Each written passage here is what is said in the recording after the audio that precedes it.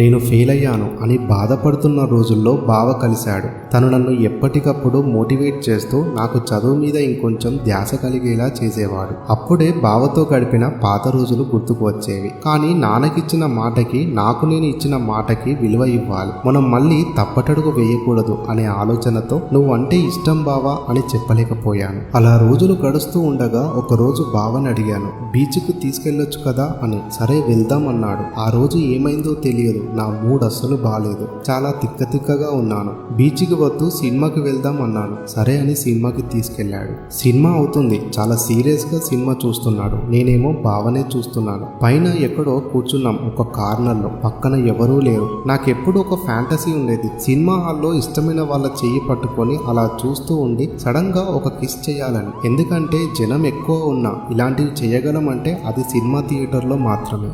బావని చూస్తూ ఉన్నాను. చిన్నప్పటి నుండి బావని ఎంత మిస్ అయ్యానో తలుచుకుంటూ ఉన్నాను. ఒక అమ్మాయి సాధారణంగా ఎప్పుడూ అడ్వాంటేజ్ తీసుకోదు, కానీ తీసుకోవడం మొదలు పెడితే ఏ అబ్బాయి సరిపోడేమో అనిపించింది నాకు ఆ రోజు. ఎందుకంటే నేను బావని అంతలా చూస్తూ ఉన్నాను, కానీ బావ మాత్రం సినిమా చూస్తూ నవ్వుతూ బాధపడుతూ సీరియస్ ఫైట్స్ చూస్తూ ఎక్స్ప్రెషన్ పెడుతున్నాడు. నాకెందుకో బావని గట్టిగా కిస్ చేయాలనిపించింది. తన చేతిని పట్టుకుందామని కాస్త దగ్గరికి జరిపాను. తను ఆ స్పర్శను అర్థం చేసుకోకుండా దూరం పెట్టాడు. నేను మళ్ళీ దగ్గరికి జరిపాను. తను మళ్ళీ అలానే చేశాడు. సరే ఇలా కాదని చెప్పి చేతిని గట్టిగా పట్టుకున్నాను. బావ నా వైపు చూశాడు. ఆ క్షణం బావ దగ్గరికి వస్తాడేమో అని నా కళ్ళు ఎదురు చూస్తుంటే నా గుండె మాత్రం చాలా ఫాస్ట్ గా కొట్టుకుంటుంది. నా శ్వాస అయితే ఉక్కిరి బిక్కిరి అయిపోయింది. కాస్త దగ్గరికి వెళ్తుంటే నా చెయ్యి తీసి సినిమా అన్నావు, సినిమా చూడు, హర్రర్ సీన్ ఏం లేదు కదా, ఎందుకు భయపడి చెయ్యి పట్టుకున్నావు అన్నాడు. నేను ఒక్కసారిగా మామూలు మనిషి అయిపోయి చిచ్చి ఇలాంటి మనిషి ఏంటి అనుకున్నాను. ఒక్క క్షణం అనవసరంగా చెయ్యి వేశానేమో అనిపించింది.